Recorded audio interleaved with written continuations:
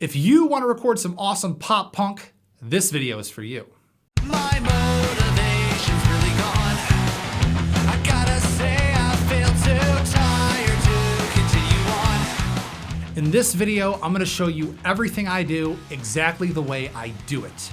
I'm going to cover the equipment I use, the settings and plugins, how I record drums, bass, guitars, vocals, and even how I mix and master. This is an in-depth look at how it's done. That way you guys can do it too. I went ahead and put timestamps in the description if there's a specific part you want to jump to. And with that, let's get started. Starting with the equipment, there's a few things you're going to need. First, you'll need a computer with recording software. For this, I'm using Logic Pro 10, but the things I show in this video are applicable to basically any recording software out there. You'll need a microphone. You'll need some headphones so you can hear what you're doing. You'll need an audio interface. You'll need an XLR cable to plug your mic into the interface, and an instrument cable to plug your guitars into the interface. Links to all of these things are in the description. The last thing you need is the most important of them all. You're going to need a song. So take your time and write something that's meaningful to you, something that you're excited to share with the world. And once you have all of these things, you'll be ready to record. First thing I like to do is record a scratch demo to a click track. This way we'll have something to reference while we're laying down the other tracks. For guitar-based songs, I like to record this with a clean guitar and a dry vocal. Since none of this is going to be used in the final, I'm not going to go in depth with the settings I'm using, as they'll be covered later on in the video. You'll need to figure out what tempo you'd like your song to be in and set your click track accordingly. The song I'll be doing is at 175 beats per minute in 4/4 time. Let's record our scratch demo. My motivation's really gone. I gotta say I feel too tired to continue on. But I still get up every day. I don't give up. But it's never good enough to make it worth all the stress that's eating at me. Now that we have something to work against, it's time to lay down the drums. Professionally recording live acoustic drums is always the way to go, but if you can't do that, MIDI drums are fantastic as well. Today I'm going to be using a free stock Logic kit called East Bay. I'm going to create a software instrument, select drum kits, producer kits, and select East Bay Plus. The Plus version gives us full control over each individual mic in the room, which will come in handy later on during the mixing process. This kit is great for pop punk because it was recorded in a big live room and it cuts through the mix very well. Also, it doesn't take up a whole lot of room sonically. When it comes to laying down the drum track itself, we have two options. The first option is to program it. If we click View and then Show Editor, we can manually draw in our drum parts. This is by far the most time consuming, but it's the most practical if you don't have experience. The second option is to perform it. You can play them on a MIDI controller or on an electronic drum set. Playing them on an electronic drum set is definitely the best option as it allows us to capture a real drum performance. So that's what we're going to do today. Let's record this verse. My motivation's really gone. I gotta say I feel too tired to continue on. But I still get up every day. I don't give up. But it's never good enough to make it worth all the stress that's eating at me. All right, so now that we have a drum performance we like, the only thing we really need to look at is quantization. Quantization allows us to take our drum performance and make it more perfectly on time by aligning the MIDI notes to the grid. To add this, hit Command A to select all the notes, select how you want to quantize, in this case I want each note pulled toward the closest 16th note, and drag the strength slider to your desired level of quantization. I usually put it around 50%.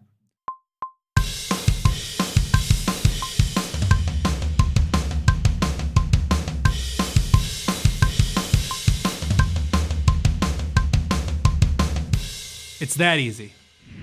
All right, it's time to lay down the bass, and today I'm going to be using a Fender Precision bass. I'm going to turn the volume knob and the tone knob all the way up, and I'm going to plug it into the interface.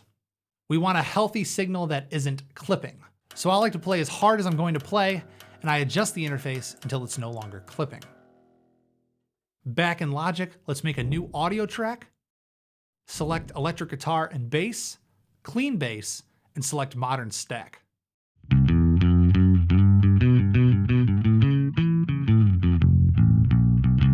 I like this amp because it cuts through the mix very well, and it also has a good high end, both of which go well with the pop punk sound. That being said, there are a few tweaks I like to make, so let's do that now. Let's adjust the compression so it's all the way up.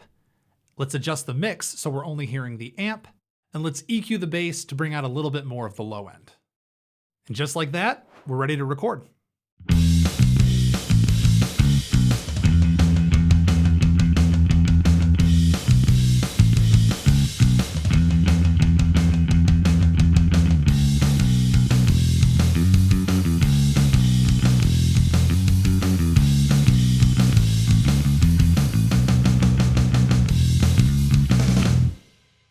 Lastly, if needed, we are able to flex the timing of the bass if we want.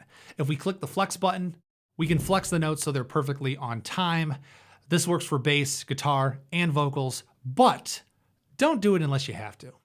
Flexing is a great tool to fix the occasional note, but if you use it to make everything perfectly on time, I've found that it really strips the humanity and soul out of the recording. So just be careful not to abuse it. Next, we're going to lay down the guitars. For the guitars, I'll be using my Fender Telecaster with the humbucker pickups. I'm going to turn the volume knob and the tone knob all the way up, and I'm going to use the middle pickup setting. We're going to record multiple takes using different software amps, all of which are from PodFarm. PodFarm is an amp simulation software sold by Line 6. I have the Platinum version, which is $300 at the time of this video, but I cannot recommend it enough. I use it on literally every single rock recording I've ever made, so it's been an amazing investment. For the first of these two takes, I'm going to be using a guitar tone called Metalcore Master, which consists of a screamer pedal with these settings, into a Cali diamond plate, into a 4x12 tread plate, into an American Classic, into a compressor, and into a noise gate. Lastly, I made some slight tweaks to the EQ using these settings, and it sounds like this.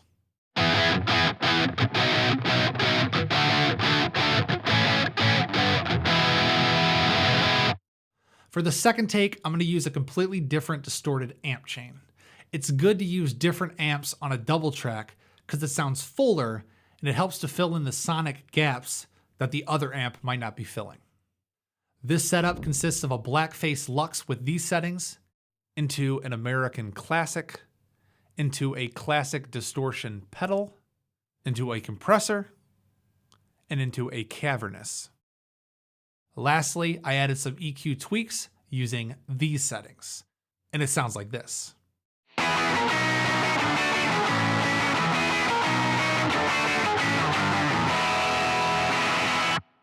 Now that I've got my tones all dialed in, it's time to record.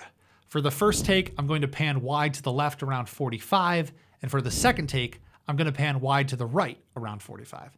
This will cover the stereo spread and make it sound very full and wide.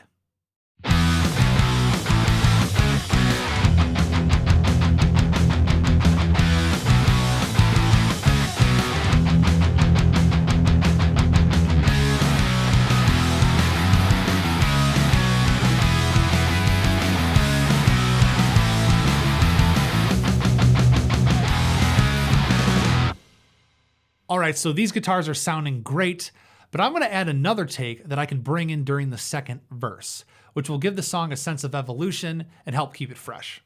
For this, I'll be using the Metalcore Master once again, and I'm going to have it panned dead center. Let's roll.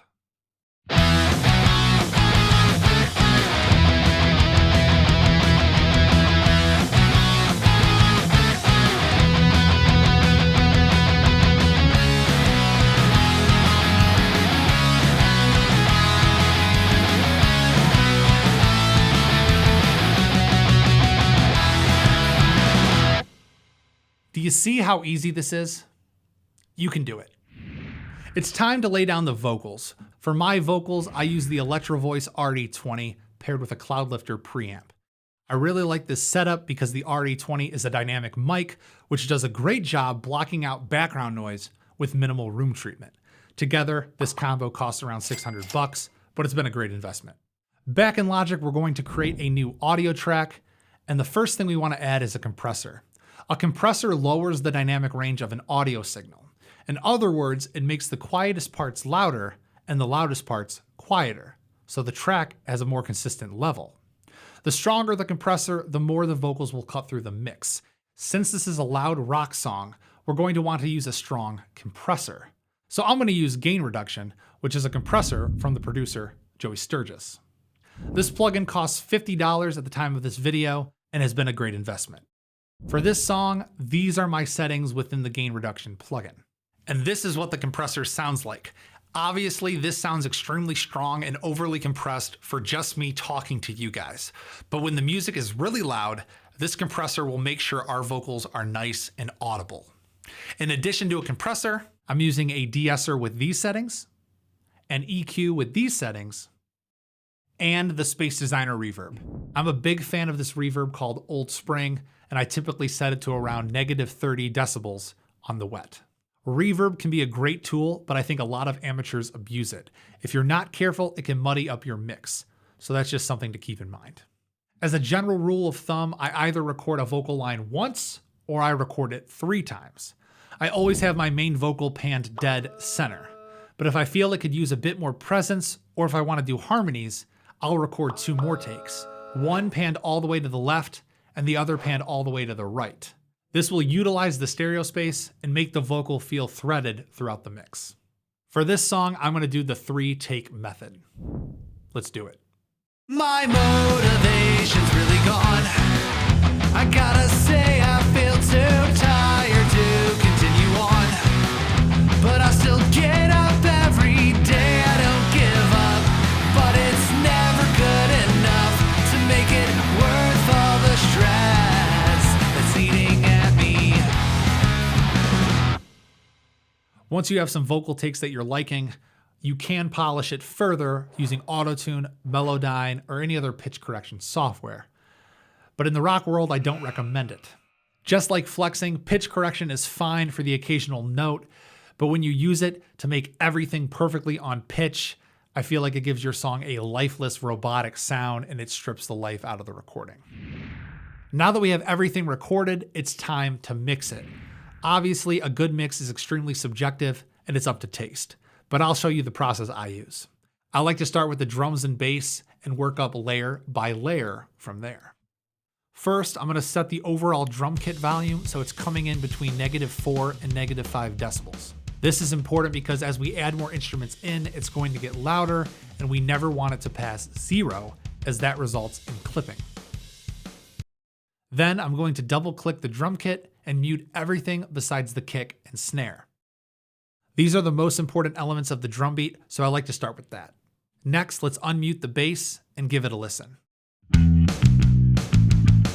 The goal here is to get it so all 3 elements are clearly audible, and we don't want any of the elements conflicting with each other.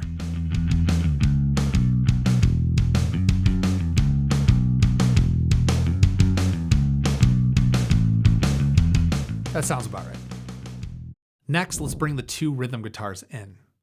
Again, I want them to be loud and clear and not conflicting with anything else in the mix. Given the guitar-heavy style of pop punk, I tend to have the guitars a bit more prominent in the mix than I would in other styles. And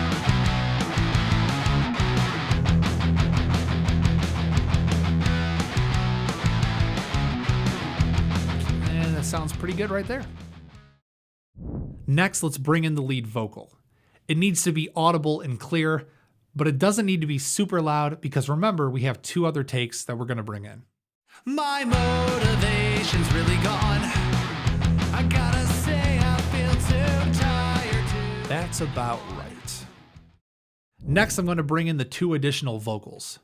Remember that these are panned far to the left and far to the right, just like the guitars. So in this case, the guitars are more important, so I want these vocal layers to sit behind them in the mix while still being clearly audible. My motivation's really gone. I gotta say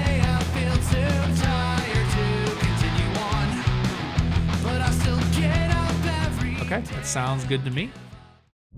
Next, let's bring in those other drum elements. We want to hear them, but they shouldn't conflict with any of the other elements. This is particularly true with cymbals. When they're too loud, they can really muddy up your mix. My motivation's really gone. I gotta say I feel too tired to continue on. But I still get up every day. I don't give up. But it's Hell yeah, sounds good. Lastly, let's bring in that accent guitar.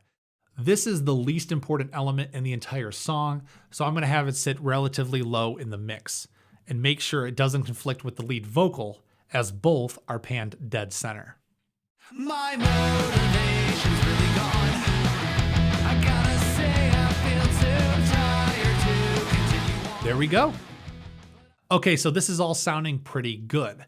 Obviously, you're going to need to tweak it to your own taste, as mixing is almost never a straightforward process.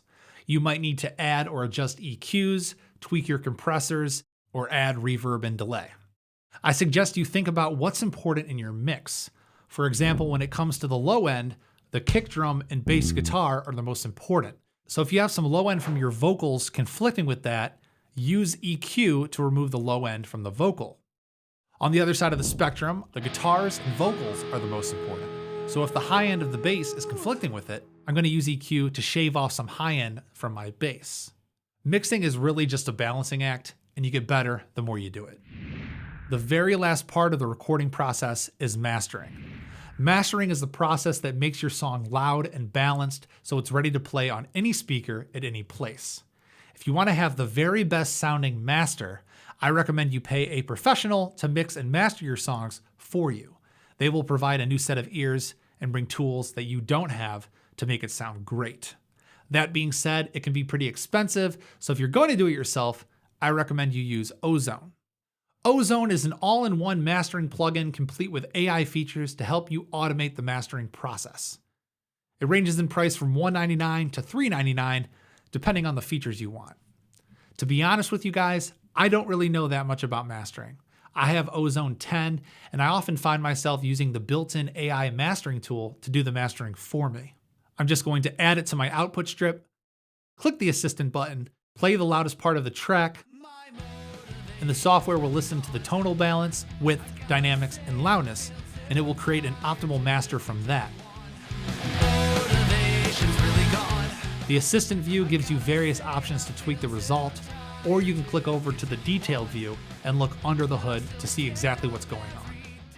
I've had pretty solid results using this, so I strongly recommend it in lieu of having a professional do it for you.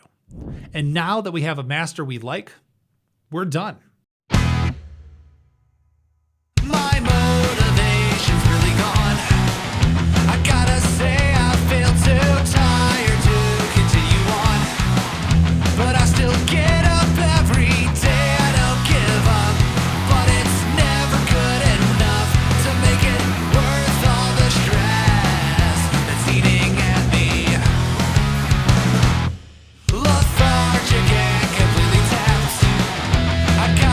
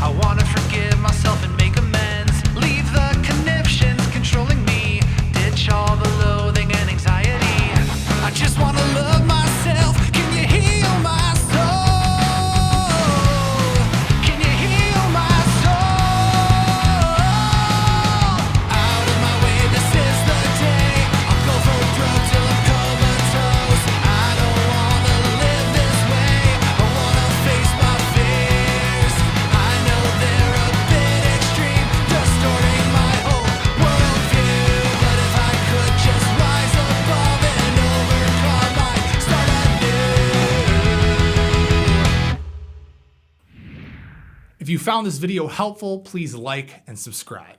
And if you'd like me to make a video covering something else, just leave me a comment. I'm here to help. And with that, this has been Songs by Spencer, signing out.